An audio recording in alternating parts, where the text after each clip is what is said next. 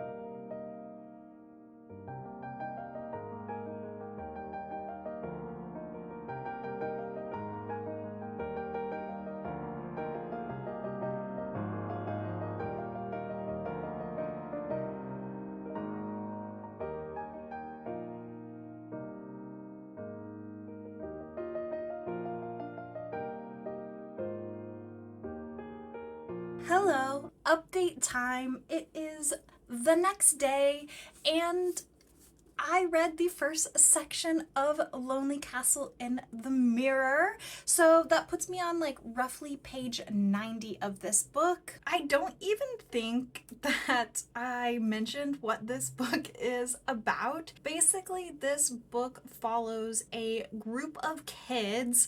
They're all in elementary or middle school in Japan, and basically they have stopped going to school for various reasons, and then one day their mirrors start to glow, and when they touch their mirrors they are transported to a magical castle, and they are told that if they can find the key to a special room they will get a wish granted. Any wish, it will come true. Only one person can make the wish, but all of them can look and work together as much as they want. They have a year to find the key to the room, and they can only stay in the castle from like 9 a.m. to 4 p.m., I think are the hours. So this book is first person single POV. You follow Kokoro, and she has stopped going to school because of bullying, like very vicious, pretty terrible bullying. We're just now starting to see her slowly begin to bond and open up to the other kids that are also going to the castle. So I'm not sure how much backstory we're gonna get on the other kids.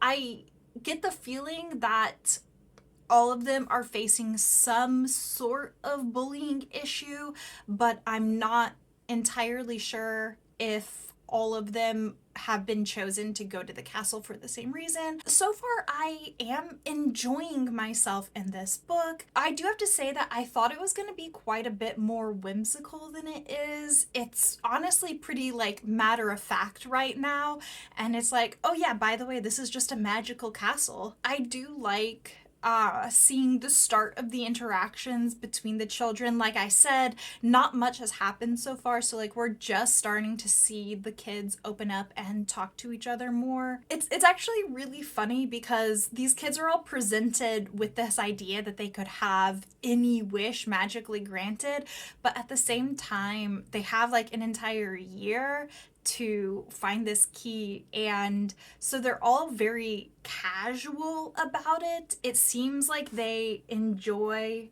just hanging out in the castle more than they seem to care about getting a wish granted. And I like the feel that the book has of like existing within this friend group, even though they're not really truly friends yet because they just met, but you can tell that they will become this friend group, and like kind of this feeling you get of like being in like a kid's clubhouse. It's very nostalgic being in elementary or middle school and like making a club with your friends. Overall, I am enjoying it. I'm not necessarily like super attached or anything like that, so we'll see how it goes in the future. But yeah, so far so good. We'll see how it goes. Okay, so I'm not going to be reading any more of Lonely Castle in the Mirror for the rest of week 1. I need to start a new book for the week, and I thought that I would go with my inscription class. Now for this, I need a book from my top shelf. If you see behind me, all my top shelves are read books. I don't have any unread books on them. However, all of the books that are on my like immediate series TBR, the books that I keep out separate that are part of series that I've already started, those sit on top of my short bookshelf in front of my window. And I was like, you know what? That counts. That counts. So I thought that this would be a perfect time to make progress in a series that I'm in the middle of, and also a perfect time for a manga. I love reading manga in readathons. Like, they're just so short and quick and fast. It's gonna be great. This is Fruits Basket Volume 11. I only have 11 and 12 left, and this was sitting on the top shelf of one of my bookshelves. It's not the highest shelf, but it is one of the top shelves. I'm actually gonna go read this now. It shouldn't take me that long, so I'll check back in a little bit. Talk to you later. Hi, hello. It's a couple hours later. I finished Fruits Basket Volume 11 of the collector's edition, and I love it. I love it. I love it. I love it. I love it. Fruits Basket is a series that follows Toru, and she is unfortunately an orphan. In the beginning of the series, due to like some unfortunate things happening, she is looking for a place to stay, and she ends up just like camping out in what she thinks is like public woods in a tent, and it turns out it's not the woods, it's actually the Soma family property. And she runs into the Soma family, and they're like, hey, why don't you just stay in our guest room? So she already knew one of the Soma family members from school because he's a classmate of hers. And then from there, she begins to meet more and more of the Soma family, and she learns that the Soma family is cursed. She finds out that certain members of the family actually turn into animals. I love this series. I love it so very, very much. It is one of my all-time favorite series ever.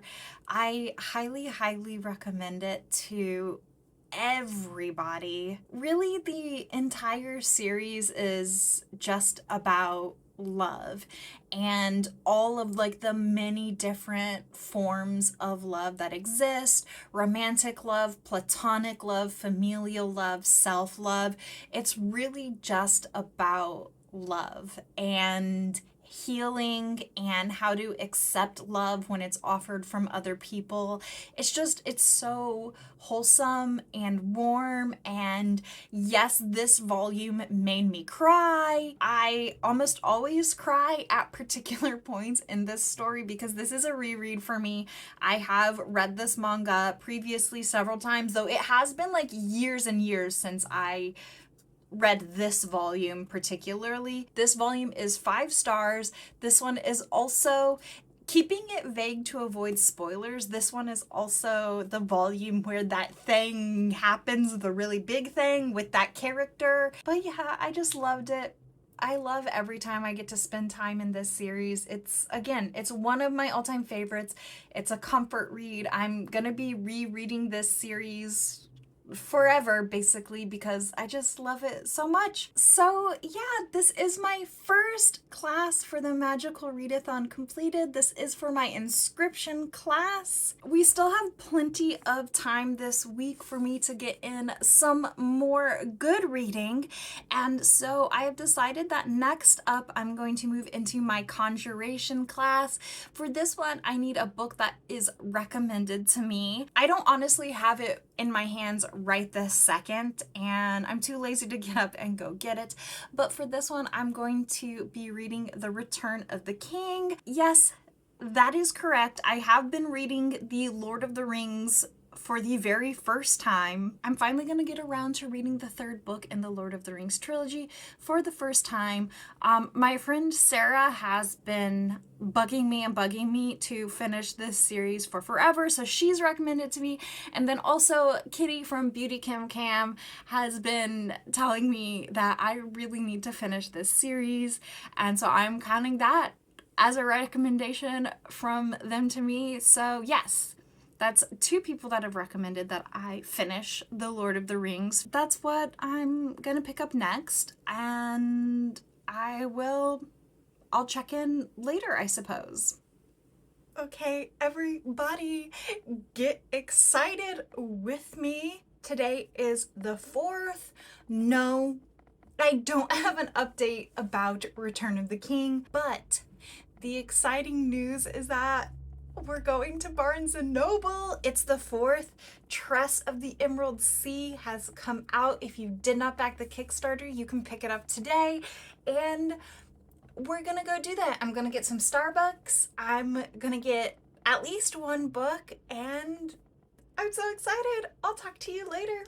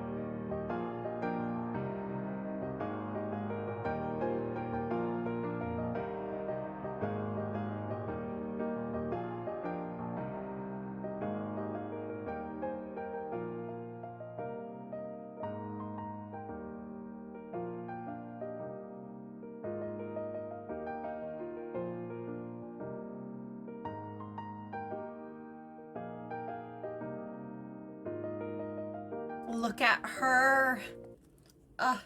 She's so beautiful. I'm so excited. This is one of my most anticipated books of the entire year. Am I jealous of everyone who got the big hardbound leather ones from the Kickstarter? Yes, but I do still think this is beautiful. It does also have the absolute gorgeous end papers, and I think it has some of the illustrations from the Kickstarter like special edition. I'm not sure if it's as many illustrations because this book does look shorter than the special edition, but that could also just be because of like formatting and like paper quality and things like that, so I don't really know. But yeah, she's here and she's beautiful and I'm so excited to read her.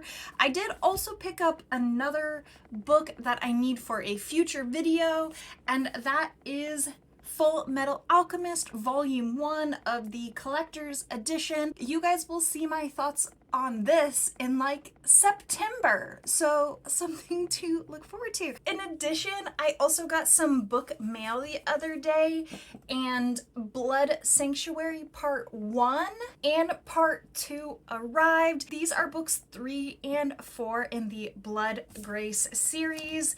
And yeah, you guys all knew that I was ordering the next books in this series. This has become my recent obsession. But yeah, those showed up yesterday or the day before yesterday, I can't remember. But yeah, there you go.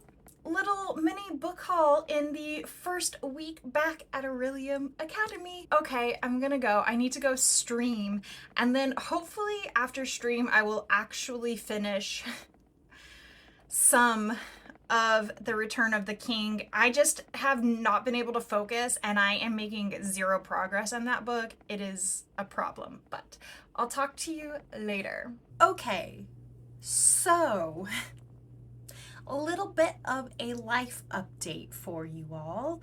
It's now week 2 of the Magical Readathon. So I'm here to close out the week 1 vlog. Week 1 got completely derailed because I got sick. I'm feeling a lot better now, but I'm still not 100% over it. If there are any weird cuts in this, it's because I was coughing. Honestly, the end of this first week has been a bit of a fail for me.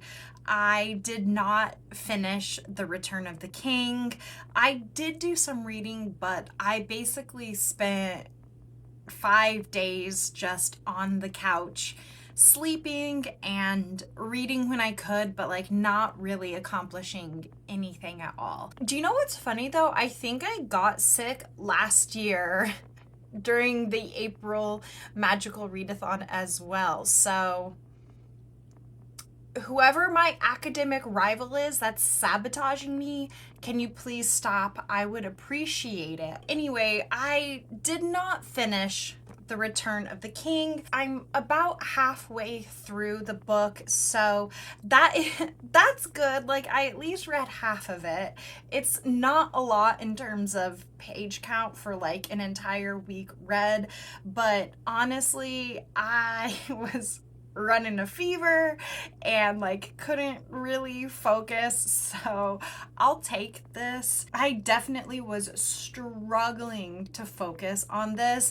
It wasn't due to my enjoyment level. I'm very much enjoying my time in this book. I have to say that this one hits the ground running, and I'm very, very thankful for that.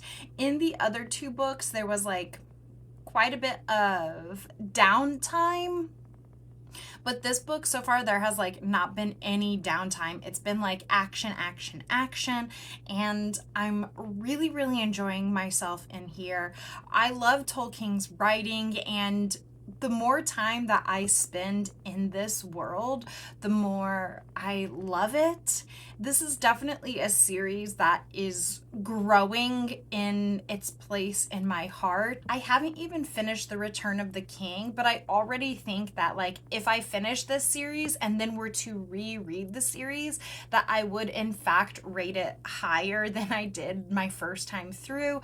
I think this is a series that you have to sit with it and really think about it and digest it, and you have to take your time to appreciate the prose and the themes and the symbolism in here. Tolkien has had some really good quotes and prose in here about despair and depression and PTSD and the effects that like battle and the trauma associated with battle has on people, and I really love that, and I really, really appreciate that. I think it's so great. It's really quite phenomenal, to be perfectly honest. I will say though that like this is a classic novel, and I think that one of the characteristics of classic novels is a lot of times they tell instead of show, and I honestly think that is a byproduct of just the time period this was written in. That happens in a lot of classics, so I don't necessarily hold it against it, but I did want to mention that. I also wanted to mention that this book is very dense. Like,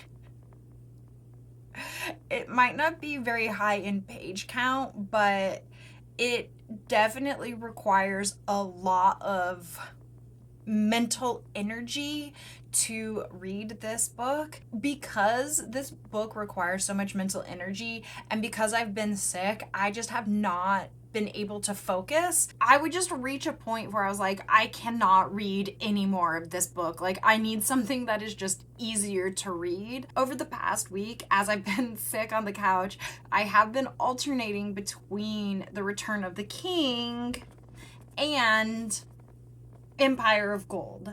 This chunky behemoth of a book. This is the book that I am reading for my alchemy class. Why did I pick such a big book to do during a readathon?